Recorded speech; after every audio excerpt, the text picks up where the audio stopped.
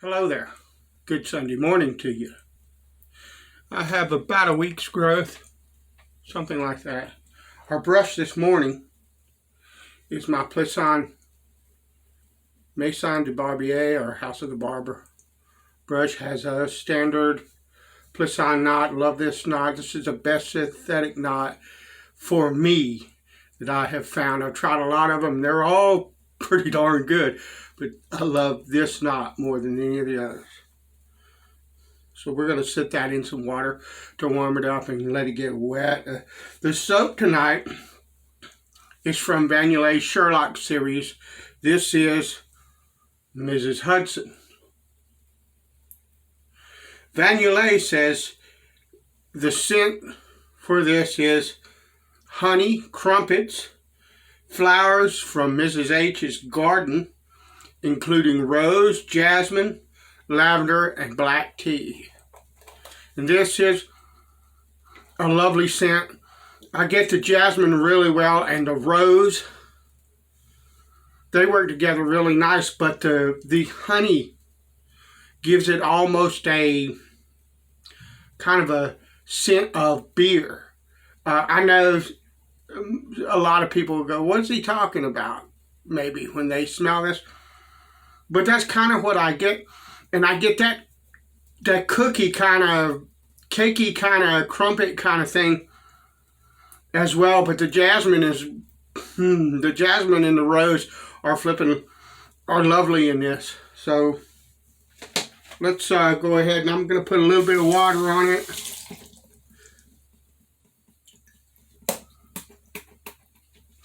And load up a brush. So what's happening? Anything worth a hoot? Oh, by the way, Mrs. Hudson, I was doing some reading about her, Wikipedia and a couple of other places, because I kind of want to, even if I can't really truly describe that character, because I've read like I think Sherlock Holmes has 4 novels, or there are 4 Sherlock Holmes novels. I don't know for sure, but I think I read that somewhere. And I've read about 4 of them.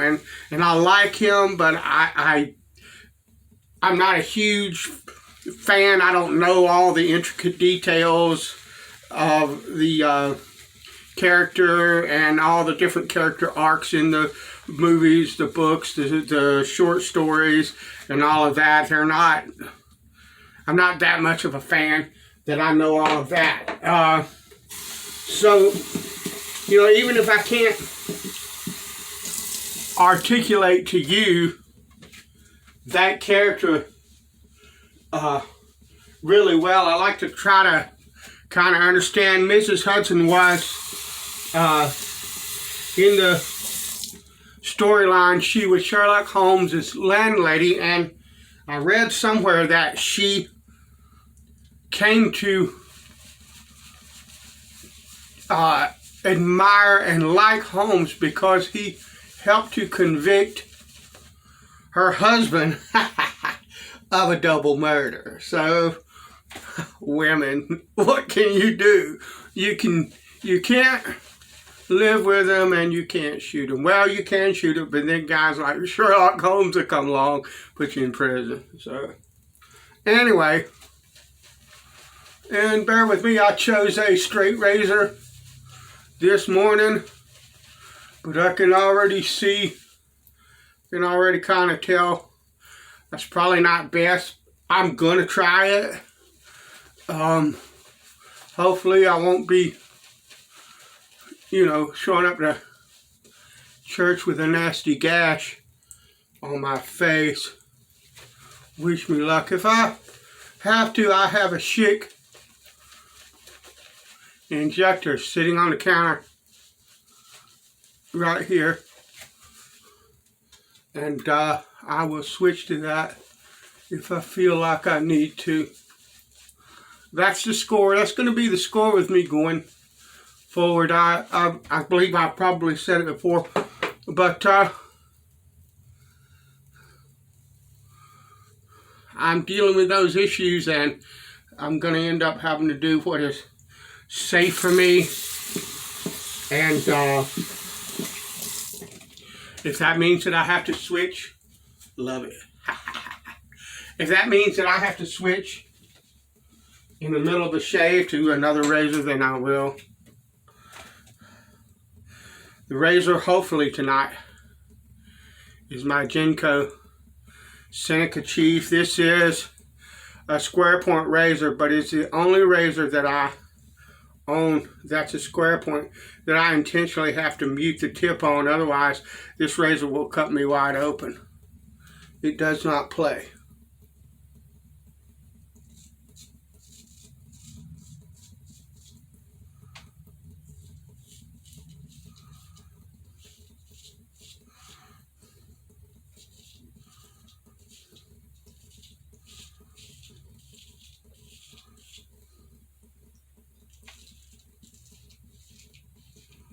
But it's a beautiful shaver. It does a beautiful job.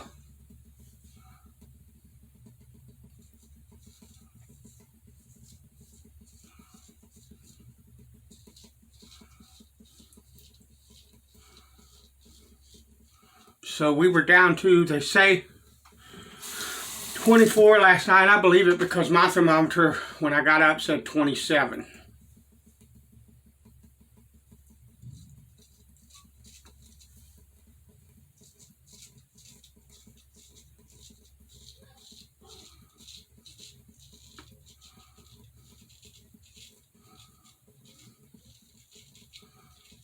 And my wife said that the weather people, whatever you want to call it, are calling for 22 tonight.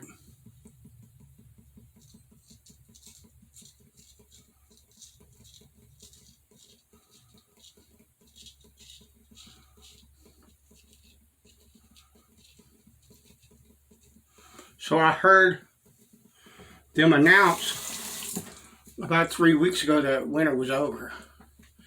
But it's not summertime yet. So where we at? I don't know.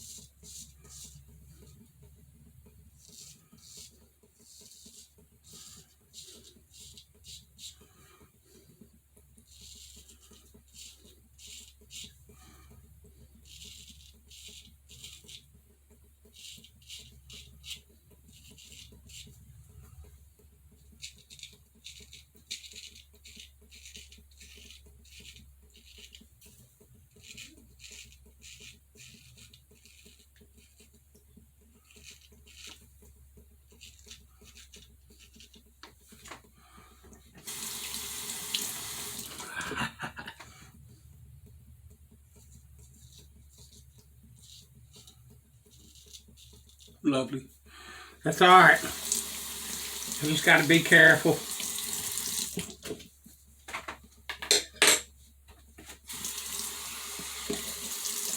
That was a decent first pass. I'm going to go ahead and go for number 2.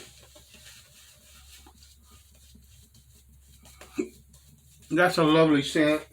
I I have a thing for florals, and I don't care. I'm 59 years old, and I don't have any problem with my masculinity. Okay, you 20 and 30-year-olds can go florals. That's not masculine. The kings of old, their cologne, their perfume, it was floral and ferny, because that's what they had. So if it's good enough for a king, it's good enough for me.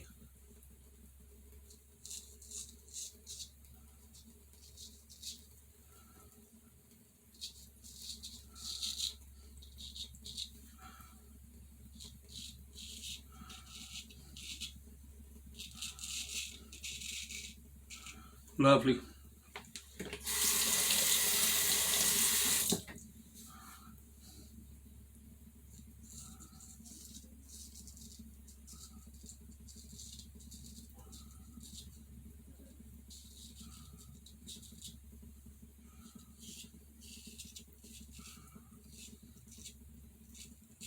I gotta be careful going up over my chin with my hands trembling like they are.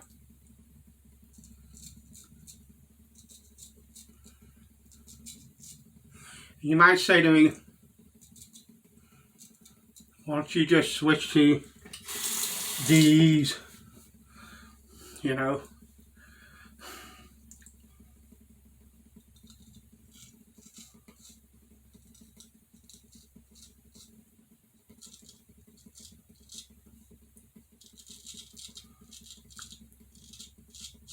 I can't seem to do it.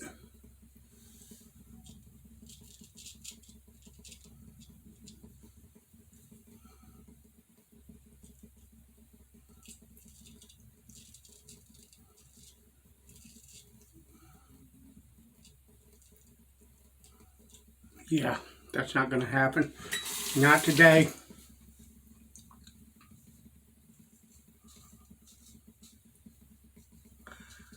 I hope.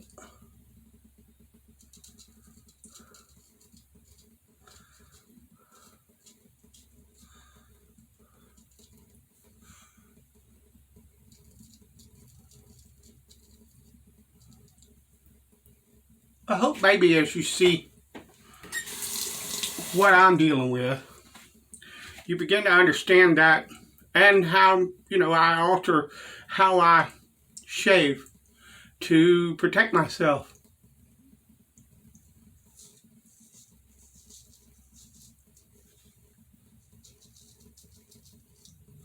That you'll see there's kind of a mantra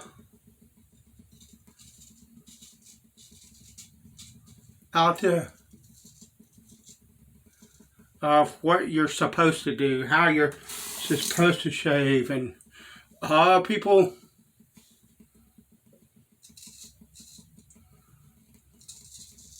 can get the impression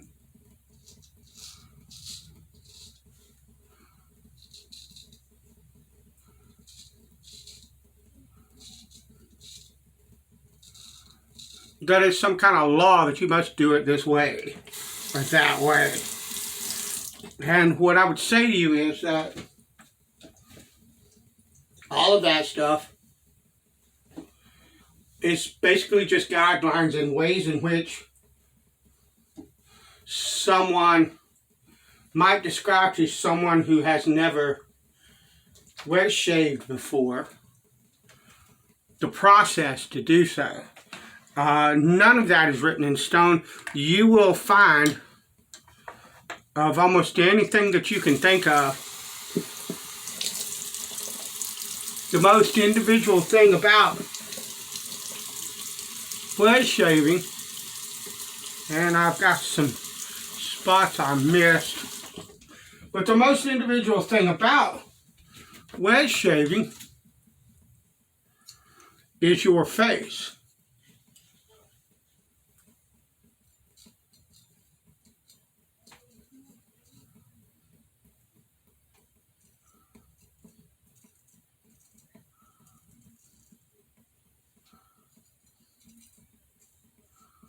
your face and my face are completely different. Your face and probably pretty much anyone else's face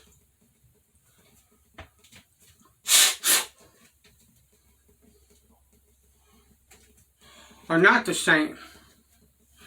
And you should remember and understand and learn the techniques. And then once you become proficient with them, you should match them to your face.